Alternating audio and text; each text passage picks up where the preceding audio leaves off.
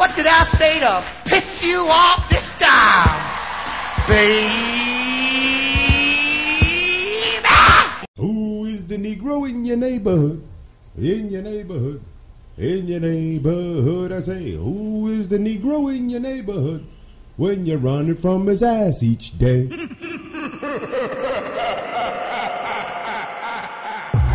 Black people don't hope, we wish. Something that crazy could only come from you. Right now you live in beliefs. You want to believe things. Belief is ignorance. Right knowledge is to know. You understand that? Belief is ignorance because belief is the acceptance of things that you do not know. And every one of your prayers end with Amen. Let me hear you say amen. Oh, let me hear you say amen. Amen, which is the ancient Egyptian god Amun, and the Ra was the sun in us as the original people of the sun. And we roam the earth millions of years, 17,250,000 years to be exact, before Adam was created 49,000 years ago. Now, we don't know good people from bad. We don't know good food from bad. We don't know good music from bad. We don't know anything, and we were the ones who knew everything. And so they put us under a spell. What kind of spell? The spell of ghost worship. You understand? Ghost worship. And they said gospel, ghost spell. All you know is what they told you, and you have belief in what they told you. When we were in our right state of Elohim, we didn't have beliefs. We knew, because we were the gods that everybody worshipped. They made us hate the rising of the sun by telling us, make sure you don't make fudge while the sun is rising. That's because we were sun people. People trying to get away from the sun made us start hating the sun. How'd they make you hate your hair? No, by telling you to pick cotton. The moment we stop combing our hair and cutting our hair and putting our feet on the grass again, things are going to start opening. We lost our eye and our light is dim. Yo, them motherfuckers is looking hard, they're looking high, and they're looking low. They trying to find me, that Negro on his own motherfucking show. That's right, baby. From New York to Jamaica to Cali to Japan, Domo live from Ground Zero. It's the fastest 30 minutes on air. Your radio station, BUSTDAT AZZ Radio, bitches. Ha ha ha. And that's right, 83.17 FMX, and you know that X stands for you never saw me coming when you never saw where I was at, dumbass. Your Black Lenny Bruce on the loose, who's better than that balding mini-me two-pump chump you call a boyfriend. And yes, I'll run rings around that ass like Saturn, so test me, bitch. And if I say anything to offend you, then you know I'm doing my motherfucking job, because you have the option of turning me off when I keep turning you on again and again and again. So let's get dirty and let's ride, bitches. Alright, you know how I start this shit off with LA racist entitlement. And believe you me, motherfuckers think they got entitlement born into their fucking birth certificate like it ain't shit out here. Alright, but here's the question of the day, or metaphysical question here. See if y'all can keep up with me. Alright, which will take the high road to extortion when shortfalls in the budget means the cutting of basic social services by new applied rules for classist warfare that perpetuates the ire of a larger poor population? Or is it a method to incarcerate more minorities because of a covert reason to disguise these feudal wars against drugs behind the methods of extortion, particularly marijuana, doomed by September 6th? You be the judge. Warning, eat many bananas. I'll explain to that at the end of it. Check it. On Tuesday night, while all you motherfuckers was sleeping shit, the United States House of Representatives passed the Middle Class Tax Relief and Job Creation Act of 2011, a Republican-sponsored plan. Okay, now they went back to pass this shit. All right, they went back to get this shit. All right, you'll see it later, but they sponsored a plan that addresses important topics like payroll tax cuts, the Keystone XL oil pipeline coming from out of Canada.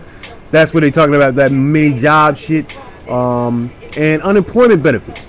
Now, the federal extension of unemployment benefits is set to expire at the beginning of 2012, which needless to say has not yet done so.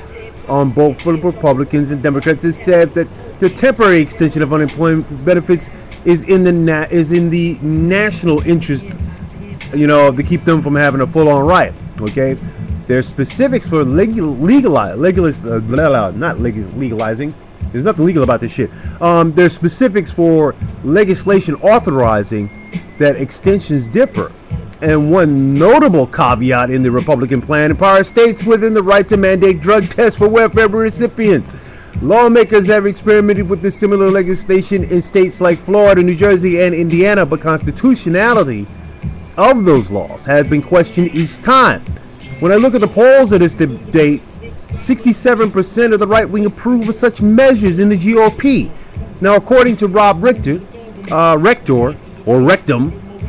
Senior Research Fellow in Domestic Policy at the Heritage Foundation, one of the most whitest goddamn charities ever fucking raised money for. A motherfucker who never walked an inch in my fucking shoes states that welfare assistance should not be a one-way handout or open-ended entitlement. Considering coming that from some motherfucker that was entitled and then go sit there and say, well, I went to school, I came into this world like everybody else. Stop with the excuses, motherfucker. You're white. Alright? You ought to provide such aid on the basis of reciprocal obligation.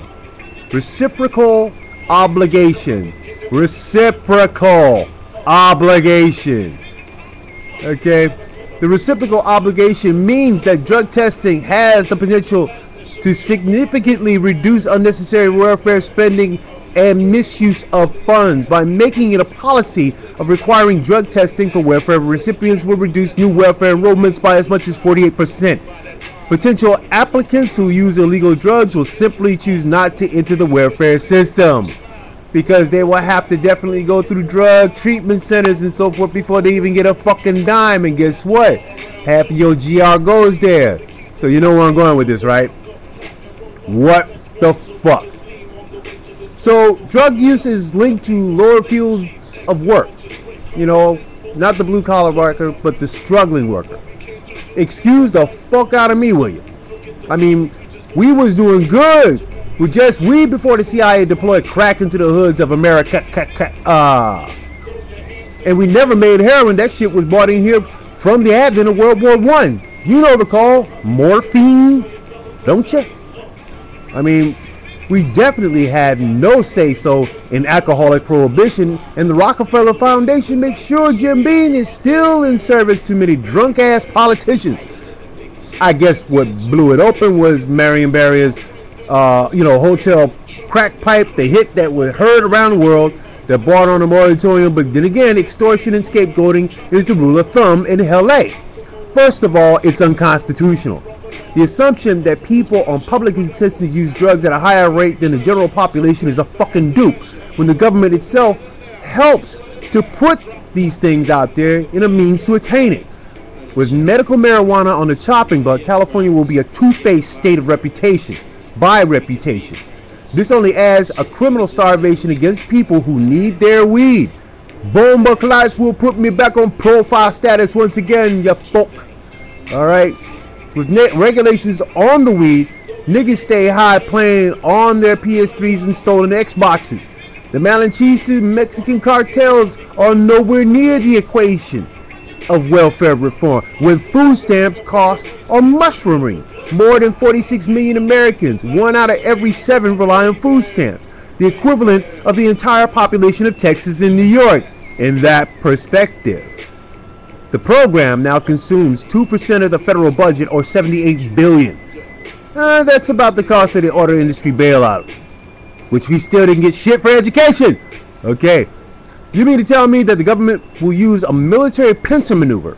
This was some shit that Patton did, to cut off 2 ends to kill a body in the middle of a problem in the war on drugs. Yet, advertised drugs that are definitely mutational and deadly should be used for the sake of the Merrick.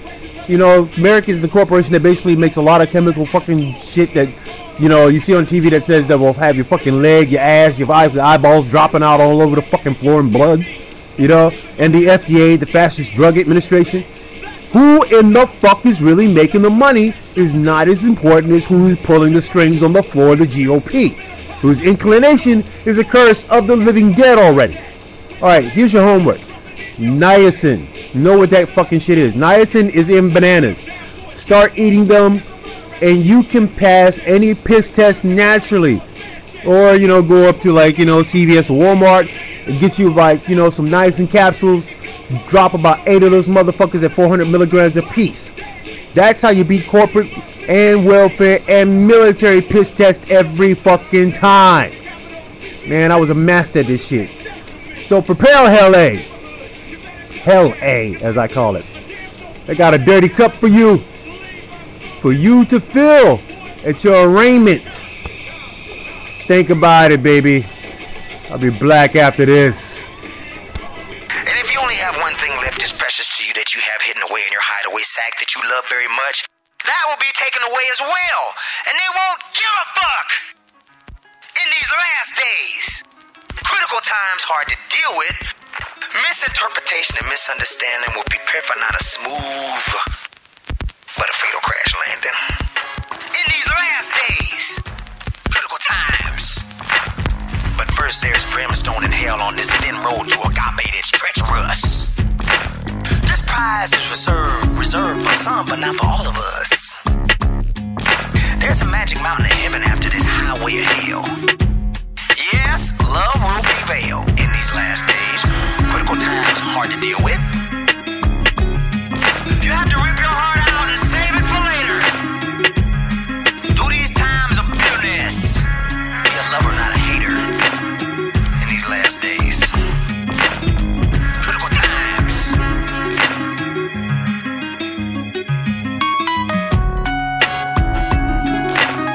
Yes, love will prevail in these last days. Critical times hard to deal with. Through these times of bitterness, you have to rip your heart out and save it for later. You have to rip your heart out and save it for later. Hey, but Pete, this ain't even gonna work like this, man. Everybody home as far as I'm concerned. What's up with this baller, player, hustler, pimp, thug, gold tooth wearing, wanna be rich, living at your mama's house shit? The fuck's wrong, man? This is bullshit.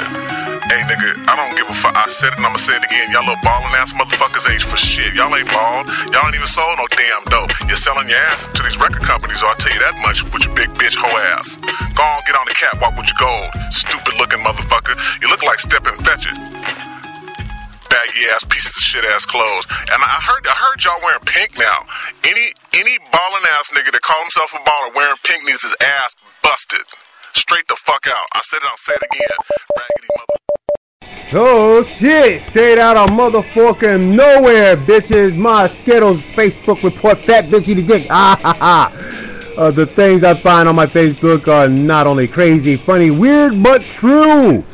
This is from Brother Taro from Japan. A Photoshop color pic of Vladimir Putin in drag. Perfect. Now, free Pussy Riot.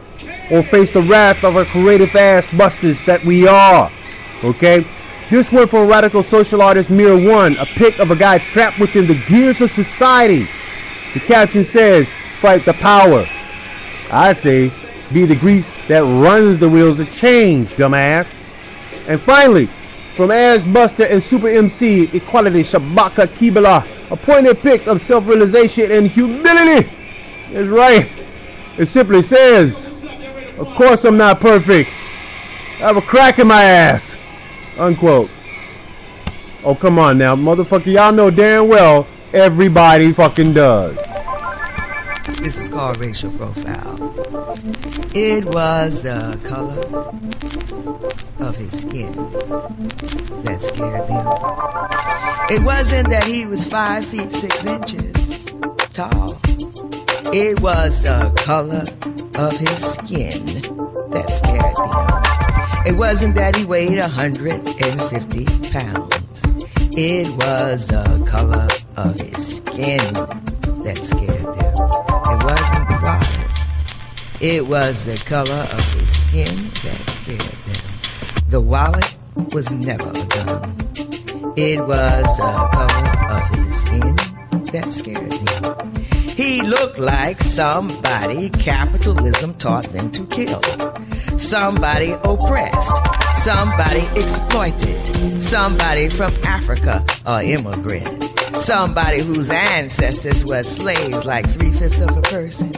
Like